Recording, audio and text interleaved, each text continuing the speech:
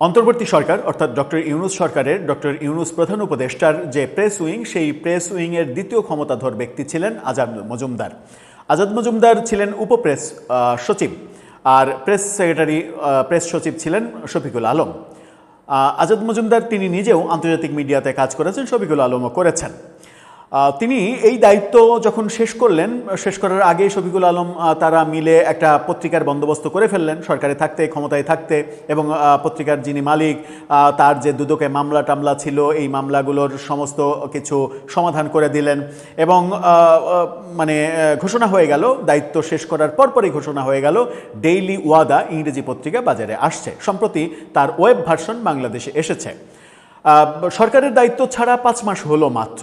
এই 5 মাসের মধ্যেই শফিকুল আলমের সঙ্গে যে গাঁটছড়া বাঁধা কাজের ক্ষেত্রে, সেই গাঁটছড়া ভেঙে গেল। আজাদ মজুমদার ডেইলি ওয়াদা থেকে বেরিয়ে গেলেন। পেছনের কারণটা কি? হঠাৎ করে তাদের এই এত গভীর সম্পর্ক মানে ভেস্তে গেল কেন? কেন আজাদ মজুমদার ঘোষণা দিলেন তিনি ডেইলি ওয়াদাতে আর নেই? পেছনের কারণটা একটু অনুমান করা যায়? দর্শক, চলুন একটু বুঝে ওঠার চেষ্টা করি। ব্যাপারটা খুবই সিরিয়াস। থাকবেন পলিটিক্স টিভির নিয়মিত আয়োজনে।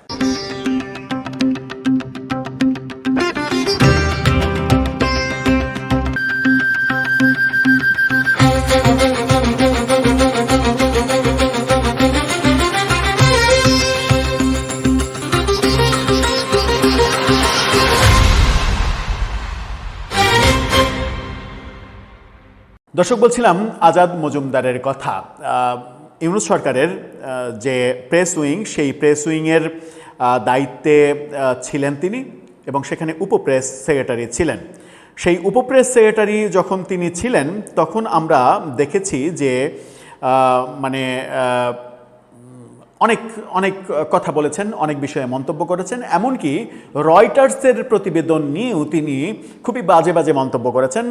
রয়টার্স নিরপেক্ষ সাংবাদিকতা আর বজায় রাখতে পারছে না, রয়টার্স পক্ষপাতিত্ব, বায়াসড নিউজ করছে, এরকম বক্তব্য দিয়েছেন। অথচ সেই রয়টার্সে তিনি কাজ করেছেন। রয়টার্সে তিনি যখন কাজ করেছেন তখন রয়টার্স নিরপেক্ষ ছিল। যখন রয়টার্সে আওয়ামী লীগ, শেখ হাসিনা, তারপরে হচ্ছে যে আন্তর্জাতিক অপরাধ ট্রাইব্যুনাল, এসব বিষয়ে নিয়ে প্রশ্ন তুলছে, তখন রয়টার্স মানে নিরপেক্ষ সাংবাদিকতা ভুলে গেছে, এরকম মন্তব্য তিনি করছেন। এবং আমরা আজাদ মজুমদারের যদি মানে ভেতরে ঢুকি, মানে তার তথ্যে ঢুকি, তাহলে ক্রীড়াঙ্গনেও তার মানে সার্চ কমিটি, যে ক্রীড়া মন্ত্রণালয় গঠিত 5 সদস্যের সার্চ কমিটিরও অন্যতম সদস্য ছিলেন তিনি। অন্তর্বর্তী সরকারের উপপ্রেস সেক্রেটারি তো ছিলেনই তিনি, এবং তার মানে জন্ম স্বাধীনতার পরে 1977 সালে 31শে মার্চ কুমিল্লাতে তার জন্ম। ঢাকা বিশ্ববিদ্যালয় থেকে তিনি মানে লেখাপড়া করেছেন। এই আজাদ মজুমদার হঠাৎ করেই আমরা দেখেছি যে শফিকুল আলমের যে ডেইলি ওয়াদা, যদিও এখনও সেটা প্রিন্টিং ভার্সনে আসেনি, ওয়েবসাইটেই এসেছে।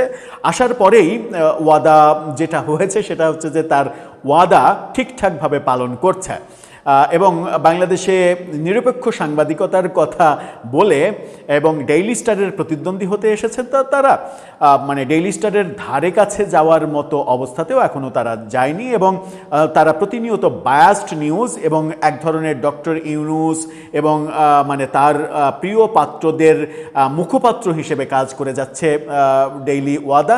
সেই ব্যাপারগুলো আমরা দেখছি। হঠাৎ করে আজাদ মজুমদার আজকে ফেসবুকে পোস্ট দিয়ে জানিয়েছেন যে তিনি ডেইলি ওয়াদাতে নেই। তার পোস্টটা দেখে নিন।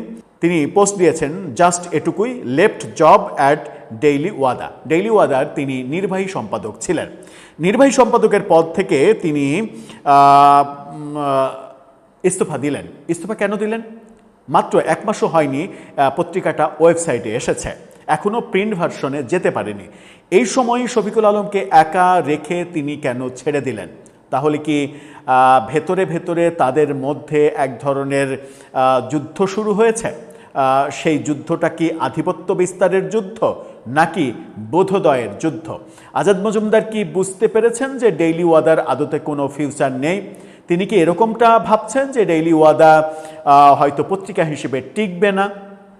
কিংবা মানে ডেইলি ওয়াদা ডে ওয়ান থেকে যেরকম বায়াসড অবস্থান কিংবা প্রফেসর ইউনূস এবং তার পক্ষের শক্তির এক ধরনের পিআর প্রতিষ্ঠান হিসেবে কাজ করা শুরু করেছে, সেটাতে তিনি মনঃক্ষুণ্ণ হয়েছেন। সেটা একটা বড় প্রশ্ন এবং এই ভাঙনটা অনেক প্রশ্ন সামনে নিয়ে আসবে। সবথেকে বড় তথ্য আরেকটা যেটা তথ্য সেটা হচ্ছে যে এই পোস্ট দেওয়ার ঘটনা তিনি যখন ঘটিয়েছেন তখন তার ফেসবুক, ইনস্টাগ্রাম, টুইটার সমস্ত অ্যাক্টিভিটিসে দেখা গেছে যে ডেইলি ওয়াদা এবং ডক্টর ইউনূস সংক্রান্ত যত খবর, সেই খবরগুলো তিনি তার সামাজিক মানে পেজ থেকে ডিলিট করে দিয়েছেন।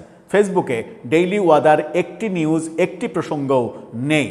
তার মানে তিনি একেবারে মানে সাধারণত চাকরি ছাড়ে মানুষ চাকরি ছাড়তেই পারে, চাকরি ছেড়ে একটা থেকে আরেকটা যাবে, আগের পরিচয়টাকে সে অক্ষুণ্ণ রাখে, কারণ তাকে তার সিভিতে এক পরিচয় দিতে হয় যে এই সময়টুকু তিনি ডেইলি ওয়াদাতে কাজ করেছেন, কিন্তু তার পরিচয়টাই তিনি মুছে ফেলেছেন। ডেইলি ওয়াদার সমস্ত কিছু, সমস্ত ডকুমেন্ট, সমস্ত নিউজ শেয়ার সব কিছু তিনি ফেলে দিয়েছেন। তার মানে ভেতরে ভেতরে বড় কোনো ঘটনা ঘটেছে। এই বড় কোনো ঘটনা এখনই আমরা হয়তো টের পাচ্ছি না, হয়তো অদূর ভবিষ্যতে টের পাবো। পেছনের কারণ এখনই বলা যাচ্ছে না। বাংলাদেশের রাজনৈতিক অবস্থা খুব একটা যে সাজানো গোছানো সেটা বলা যাবে না। আমরা জুলাই যোদ্ধাদের দেশের বিভিন্ন প্রান্তে গিয়ে হেনস্থার শিকার হতে দেখছি।